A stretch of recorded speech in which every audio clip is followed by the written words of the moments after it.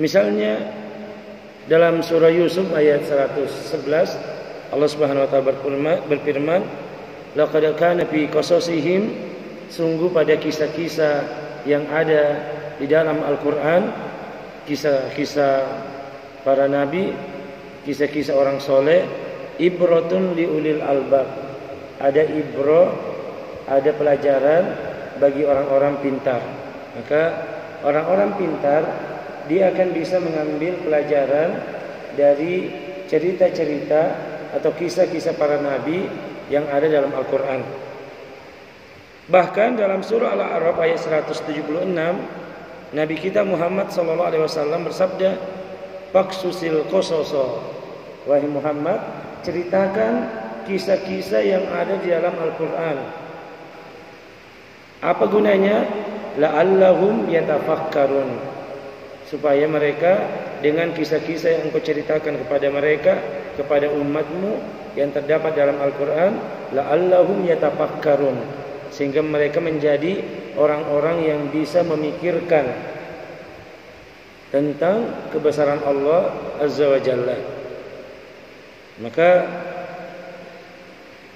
dalam Al-Quran, misalnya di surah Al-Baqarah, tentunya kisah yang pertama kita dapati adalah bagaimana kisah Nabi Adam alaihissalam.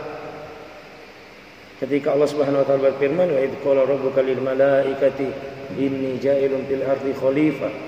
Cerita kisah tentang Nabi Adam alaihissalam, bagaimana proses penciptaannya, bagaimana beliau diciptakan untuk diturunkan ke muka bumi ini.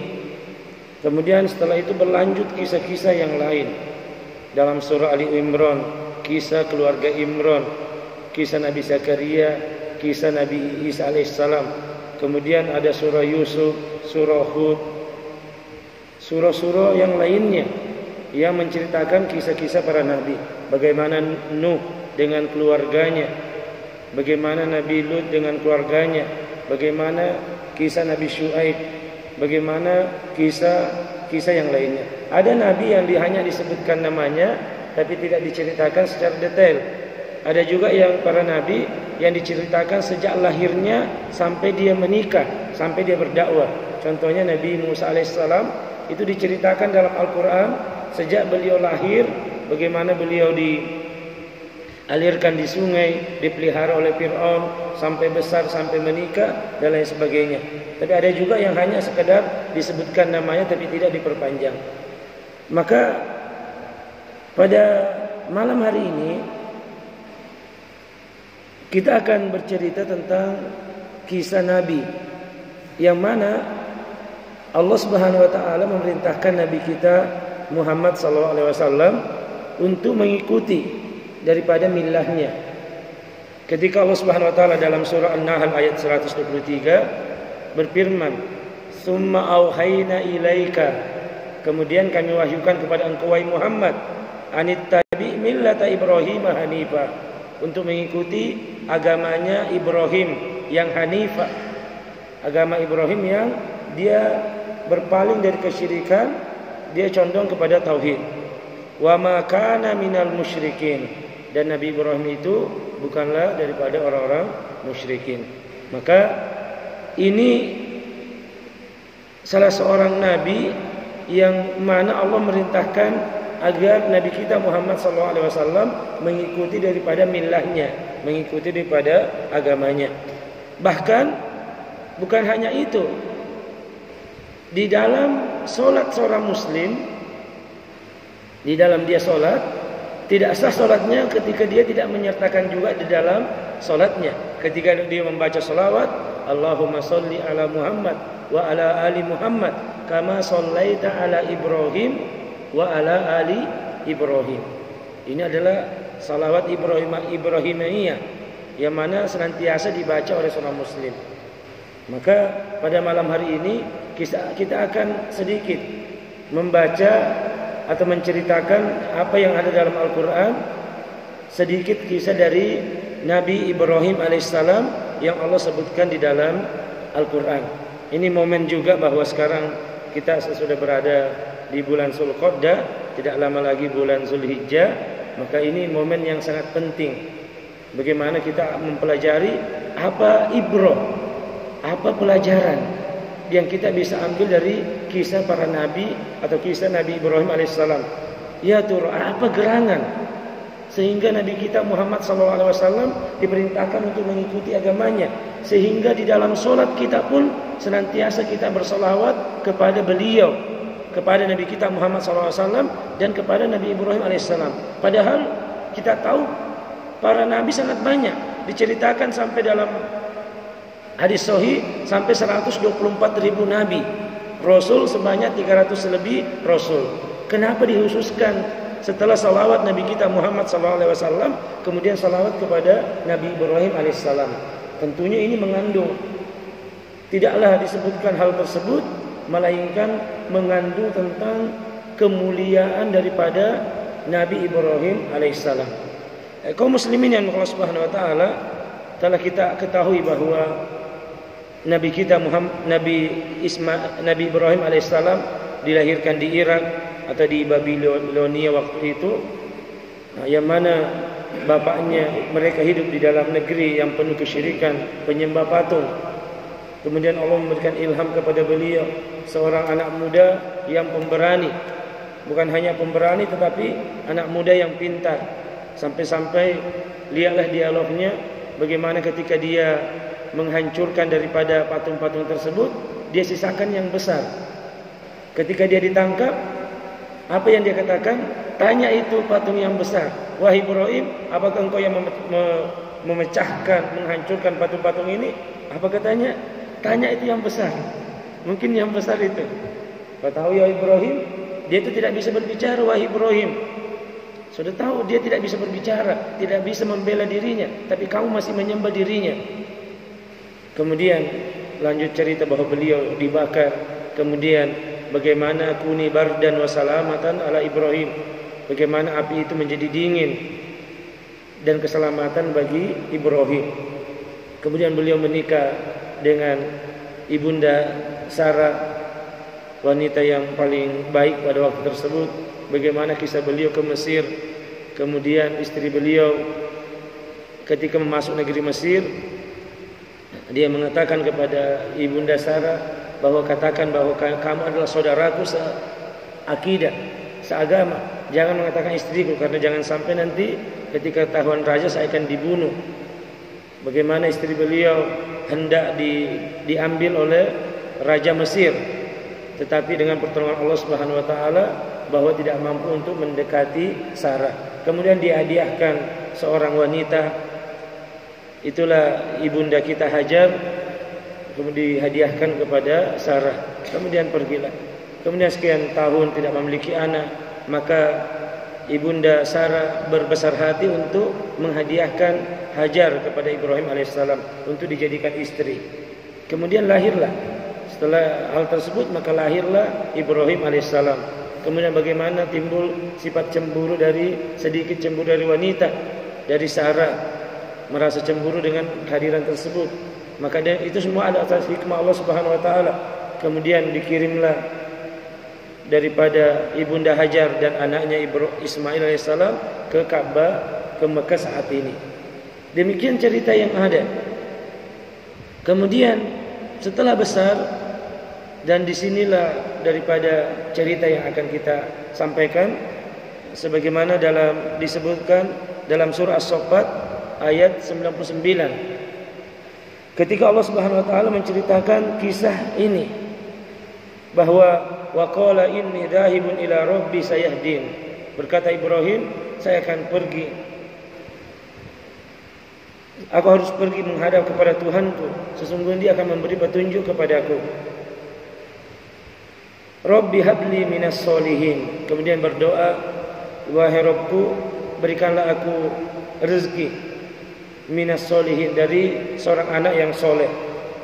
Fabasyarnahu bigulamin halim, maka kami memberikan dia kabar gembira dengan seorang anak yang sangat sabar. Kemudian kaum muslimin yang Allah Subhanahu wa taala, falamma balagha ma'ahu sa'ya, ketika anaknya sudah sampai umur sanggup berusaha bersama Ibrahim. Nah, kita tahu bahwa seorang anak yang sudah mampu membantu kita, misalnya kita tahu Ibrahim waktu itu sudah tua, baru memiliki anak. Tentunya anaknya ini suatu hal yang menggembirakan ketika anak tersebut sudah bisa membantu. Saya tanya, nak, tolong ambilkan bapak ini. Iya pak. Atau dia mengatakan, pak, ketika kita angkat kayu misalnya, kemudian datang anak kita juga sudah bisa mengangkat kayu di belakang. Kita ambil balok-balok satu, kita di depan, anak kita di belakang misalnya. Itu satu kegembiraan seorang bapak. Tentunya bapak-bapak yang sudah memiliki anak seperti itu, yang sudah bisa diharapkan, sudah bisa membantu, itu merupakan puncak kecintaan seorang bapak kepada anak tersebut. Tetapi kita tahu bagaimana cobaan yang menimpa di sini. Falamma balagha ma'us sa'ya qala ya bunayya inni ara fil manami inni adbahuka fanzur madza tara. Datang ujian yang besar kepada Ibrahim alaihissalam. Kenapa tidak? Anak yang selama ini yang dia sudah tinggalkan bersama dengan istrinya di Mekah, anak yang sudah besar, dia tidak memiliki anak selain Ibrahim, selain Ismail alaihissalam, anak satu-satunya, anak yang berbakti kepada orang tuanya. Seandainya kita mengatakan bahwa anaknya banyak, mungkin tidak terlalu sedih. Ini anak satu-satunya, apalagi umur sudah tua. Seandainya umur masih umur 30 tahun, 40 tahun, mungkin kita mengatakan masih peluang punya anak masih banyak. Tapi ketika umur sudah tua, peluangnya tinggal sedikit. Ditambah anaknya adalah anak yang berbakti. Seandainya anak yang mungkin bikin susah aja di masyarakat, bikin susah, mungkin dia akan mengatakan iyalah. Tapi ini anak yang paling berbakti. Timbul kegelisahannya. Datang dia dari negeri Palestina ke negeri Mekah untuk memberitahukan anaknya tentang perintah Allah Subhanahu wa taala untuk mengorbankan Nabi Ismail alaihissalam, untuk mewujudkan ungkapan seorang muslim, inna solati wa nusuki wa mahyaya wa mamati lillahi rabbil alamin. Ini adalah ujian. Bagaimana seorang ketika ucapannya, sesungguhnya salatku, sembelihanku, hidupku dan matiku hanya untuk Allah Rabbul Alamin. Kecintaan terhadap dunia sudah melekat pada diri anaknya. Maka datang ujian yang besar ini. Maka bayangkan Pak, bagaimana mungkin misalnya seorang bapak ada anak, dia mau berani mengucapkan kepada anaknya. Bagaimana perasaannya ketika dia hendak mengucapkan ucapan itu kepada anaknya. Nah, sedangkan ucapan yang baik saja, kadang di saat-saat seperti ini mungkin seorang bapak untuk hanya sekedar mengajak anaknya ke masjid, kadang takut-takut. Jangan-jangan saya dilawan anak saya ini atau yang lainnya. Apalagi kalau mau mengatakan kepada anaknya, nak, saya mimpi, saya mau disuruh untuk menyembelih kamu. Apa sudah ini? Sedangkan diminta saja, nak, pergi dulu belikan bapak bensin di sana, nak. Hai, mata koka, saya capek, banyak urusan itu dan lain sebagainya. Nah, kita bayangkan kondisi yang ada pada waktu tersebut dengan kondisi sekarang. Tapi bagaimanapun ini adalah perintah. Padahal sudah kita ketahui bahwa dalam ilmu tentang wahyu yang paling rendah itu adalah dengan mimpi. Tingkatan wahyu itu Pak, yang paling rendah itu dengan mimpi. Tetapi Ibrahim alaihissalam, walaupun dengan tingkatan wahyu yang paling rendah sekalipun, beliau ketika mimpi itu berulang-ulang, beliau yakin bahwa beliau sedang diuji tentang bagaimana kecintaannya. Ini seandainya mungkin, ini bukan minta harta Pak. Kalau terkenal Nabi Ibrahim alaihissalam orang yang memiliki banyak harta benda. Kalau kita kembali ke cerita Nabi kita, bapaknya Nabi kita Muhammad SAW, Abdullah, kita tahu bahwa Abdul Muthalib juga waktu itu punya nazar bahwa apabila memiliki 10 anak laki-laki, dia akan korbankan 1. Tapi apa kata keluarganya? Wahai Abdul Muthalib, Ketika diundi ternyata nama Abdullah yang hidup, nama Abdullah yang keluar, yang harus dikorbankan, dan semua anaknya siap. Tetapi ada yang mengatakan, wahai Abdul Muthalib, cobalah dulu, kalau bisa pergi dulu ke dukun, karena waktu itu adalah zaman perdukunan. Ketika dukun waktu sangat kencang, dan memang wahyu dari berita-berita langit belum ditutup, belum dijaga sebagaimana setelah turunnya diutusnya Nabi kita Muhammad sallallahu alaihi wasallam. Maka digantilah. Oh, kalau begitu caranya, undilah antara onta dengan nama daripada Abdullah. Diundilah, ternyata yang keluar terus nama Abdullah satu kali, bahkan diganti satu nama, satu kali keluar diganti 10 ekor onta. Diundi terus sampai 10 kali keluar nama Abdullah, baru akhirnya 100 onta harus diganti.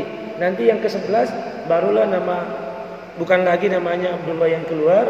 Nah, maka itulah onta yang 100 onta yang digantikan dengan nyawa daripada Abdullah. Makanya dalam hukum Islam, orang yang meninggal itu diyatnya 100 ekor onta. Kalau ada orang yang membunuh orang secara sengaja, ada orang sengaja bunuh, kalau dia tidak dihukum bunuh, maka dia harus mengganti 100 ekor onta. Kalau mungkin bapak-bapak berapa harga onta sekarang, apakah 30 juta atau 40 juta, maka sekitar 3 miliar atau 4 miliar satu nyawa, atau bahkan sampai sekitar 5 miliar satu nyawa. Ini bukan main-main dalam Islam. Itu kalau minta diat. Tapi kalau minta hukum balas kisos, ya membunuh orang juga dikisos. Sehingga orang tidak berani untuk sembarangan main tusuk, sembarangan membunuh orang lain. Nabi Ibrahim alaihissalam mimpinya bukan seperti itu. Tidak ada yang lain, tidak ada alternatif lain bisa diganti dengan harta benda. Seandainya harta benda, Pak, mungkin kita tahu bagaimana orang tua itu, dia rela apa yang telah dia kumpulkan selama puluhan tahun ini demi untuk anaknya, apalagi anak satu-satunya, anak yang berbakti. Maka dengan berat hati dia mantap untuk melaksanakan, tapi tetap dia minta kepada anaknya. Dia minta musyawarah kepada anaknya dengan mengatakan, "Ya bunayya, inni ara fil manami anni adbahuka, fanzur madza tara." Mulai dia berkata kepada anaknya Ismail alaihissalam, "Wahai anakku, saya melihat dalam mimpiku, dan engkau tahu mimpi para nabi itu benar. Anni adbahuka, saya menyembelih engkau, saya mengorbankan engkau untuk Allah Subhanahu wa taala. Fanzur madza tara." Anakku, lihatlah bagaimana pendapatmu. Mungkin boleh jadi seandainya ini, Pak, Ismail alaihissalam seorang nabi, boleh jadi akan mengatakan, boleh dia mengatakan, "Pak, bukankah saya waktu kecil Bapak tinggalkan di Mekah? Itu pun karena perintah Allah Subhanahu wa taala. Engkau tinggalkan saya dengan ibuku di Mekah ini. Ketika saya kecil engkau tinggalkan, dan engkau pun hanya sekali-kali untuk menjengukku dengan hikmah Allah Subhanahu wa taala. Kemudian engkau datang membawa berita untuk mengorbankan diriku." Mungkin boleh jadi Ismail boleh mengucapkan itu. Seandainya kita dalam otak kita misalnya, dia akan mengatakan itu. Tapi tidak. Ternyata Ismail alaihissalam anak dari wanita yang bertauhid. Dia dididik oleh wanita yang bertauhid, dididik oleh Hajar, yang mana kita tahu ketika dia ditinggal, apa katanya? Ketika dia mengatakan, "Wahai Ibrahim, kenapa engkau tinggalkan kami seperti ini? Wahai Ibrahim, kenapa engkau tinggalkan kami?" Tapi setelah begitu dia rubah pertanyaannya. "Wahai suamiku, wahai Ibrahim, apakah Allah yang memerintahkan engkau untuk meninggalkan kami di sini?" Maka apa kata Ibrahim? "Iya, na'am." Maka apa kata Hajar, ibu yang solehah ini? "Kalau memang Allah yang memerintahkan engkau, maka Allah tidak akan menyanyiakan kami." Inilah orang-orang yang bertauhid kepada Allah. Dia tahu bahwa apabila ini perintah Allah Subhanahu wa taala, Allah tidak akan menyanyiakan hambanya tersebut. Ini anak ini, Ibrahim ini dididik oleh ibu seperti ini, dan dia lahir dan dia memiliki bapak yang bertauhid kepada Allah Subhanahu wa taala. Jangankan yang lain, nyawanya pun dipertaruhkan untuk agama ini. Dia dibakar, dia diusir, tapi untuk agama ini dia tetap berjuang untuk mempertahankan Islam ini. Maka dari itu lahirlah dia. Apa katanya? Ya abati if'al ma tu'maru satajiduni insyaallahu minas sabirin. Wahai bapakku,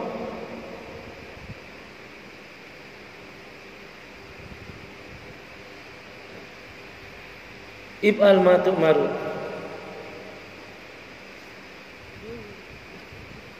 kerjakanlah apa yang diperintahkan oleh Allah Subhanahu wa taala. Bukankah ini juga yang kalau memang saatnya bahwa hidup ini hanya untuk Allah, kalau memang waktunya, kenapa harus tunggu-tunggu? Jika memang Allah yang meminta, maka inilah saatnya. Satajiduni insyaallah minas sabirin. Engkau akan mendapati aku menjadi orang yang sabar. Ini Allah yang meminta. Ini karena dia telah meyakini bahwa inna sholati wa nusuki wa mahyaya wa mamati lillahi rabbil alamin. Kalau memang Allah yang meminta, jangankan harta benda, nyawa pun ini, walaupun nanti ini tenggorokan, urat nadi ini dan tenggorokan akan mengulurkan darah, saya siap ya bapakku. Ibal matu'mar. Maka tenanglah Ibrahim. Betapa dia seorang bapak dan anak hidup di atas tauhid, hidup hanya untuk Allah Subhanahu wa taala, telah menyampaikan itu. Bapak, anak yang paling disayanginya, tapi anak yang mana umurnya masih muda, tetapi apabila diminta untuk Allah Subhanahu wa taala, mungkin orang mengatakan masih muda saya masih mau menikmati yang lain, saya belum memiliki ini. Tidak, kalau memang Allah meminta, laksanakan wahai bapakku. Saya yakin dengan keimanan, saya yakin tentang adanya Allah, saya yakin tentang adanya hari akhir. Tentunya pemuda yang bisa seperti ini, yang ketika dia hendak dikorbankan dia mengatakan iya, tentunya adalah pemuda yang terdidik di atas iman kepada Allah dan terdidik terhadap hari akhirat. Dia yakin tentang kenikmatan hari akhirat. Maka kita banyak membaca sejarahnya. Mulailah dia berjalan mencari tempat yang sunyi. Kemudian bagaimana iblis menggoda. Ucapan Allahu Akbar, Allahu Akbar, Allahu Akbar. Bagaimana iblis menggoda Ibrahim. Wahai Ibrahim, kemudian ini anakmu satu-satunya, engkau mau korbankan. Itu hanya mimpi. Kamu tidak punya lagi keturunan selain keturunan ini. Tapi dia mengambil batu, kemudian lempar. Dia lempar wujud daripada iblis tersebut. Tidak, saya tidak. Apalagi bukan hanya saya, tapi anak saya juga mendukung. Kalau boleh jadi bapaknya yang mau pak, tapi anaknya tidak, boleh jadi ini akan susah terlaksana. Boleh jadi anaknya akan lari atau duluan untuk membalas bapaknya. Tidak, tapi dia sama-sama, dia cari tempat. Sampai-sampai ada yang menceritakan bahwa Ismail alaihissalam mengatakan, wahai bapakku, buka bajuku, saya takut nanti ibuku melihat darah di pakaianku.